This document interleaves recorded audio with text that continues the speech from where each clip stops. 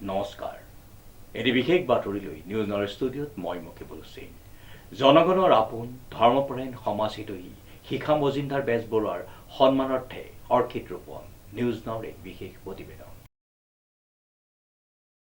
জনগণৰ আপোন ধৰ্মপৰায়ণ সমাজহিতৈষী শিখা মজুমদাৰ বেজবৰুৱাৰ সন্মানাৰ্থে সমীৰ ৰয়ৰ উদ্যোগত ৰোপণ কৰা হয় অৰ্কিড লগতে সকলোকে অৰ্কিড সংৰক্ষণ কৰাৰ বাবে আহ্বান জনায় প্ৰকৃতিপ্ৰেমী সমীৰ ৰয়ে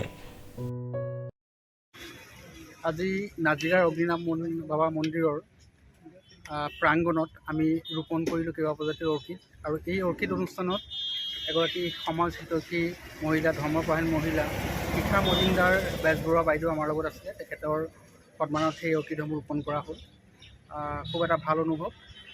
আমি আশা কৰিছোঁ অনাগত দিনবোৰত এইদৰে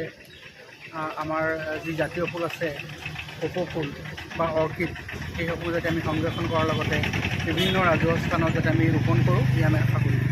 উল্লেখযোগ্য যে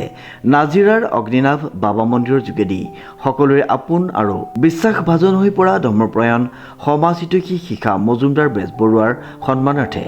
সম্পন্ন হোৱা অৰ্কিড ৰোপণ অনুষ্ঠানত উপস্থিত থাকি অৰ্কিড ৰোপণ কৰি সকলোকে আমাৰ জাতীয় ফুল কপৌ ফুল ৰোপণ আৰু সংৰক্ষণ কৰাৰ বাবে আশা প্ৰকাশ কৰে ধৰ্মপৰায়ণ মহিলাগৰাকীয়ে 21 এপ্ৰিলৰ দিনাখন প্ৰকৃতিপ্ৰেমী সমীৰ ৰয়ে অগ্নিনাভ মন্দিৰ দৰ্শন কৰি অগ্নিনাভ মন্দিৰ প্ৰাংগণত তেখেতৰ দ্বাৰা ৰোপণ কৰা হৈছে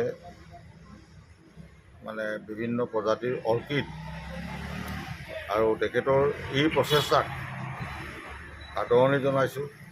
তেখেতে ভৱিষ্যতে যেন এই প্ৰচেষ্টাভাগ আৰু আগুৱাই নিব পাৰে আৰু তাৰ কাৰণে আমি তেখেতক শুভেচ্ছা জ্ঞাপন কৰিছোঁ ভৱিষ্যত জীৱন তেখেতৰ উজ্জ্বল হওক এই ক্ষেত্ৰত কেইবাবছৰৰ পৰা প্ৰচেষ্টা অব্যাহত ৰখা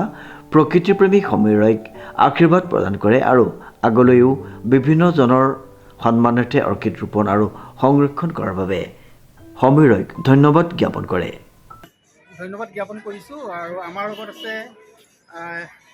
এজন যুৱ নায়ক বা নায়িকা বুলি ক'ব পাৰি আৰু যিজন আমাৰ ব্যক্তিত্ব শিখামণি মজুমদাৰ বেজবৰুৱা বাইদেউ বৰ্তমান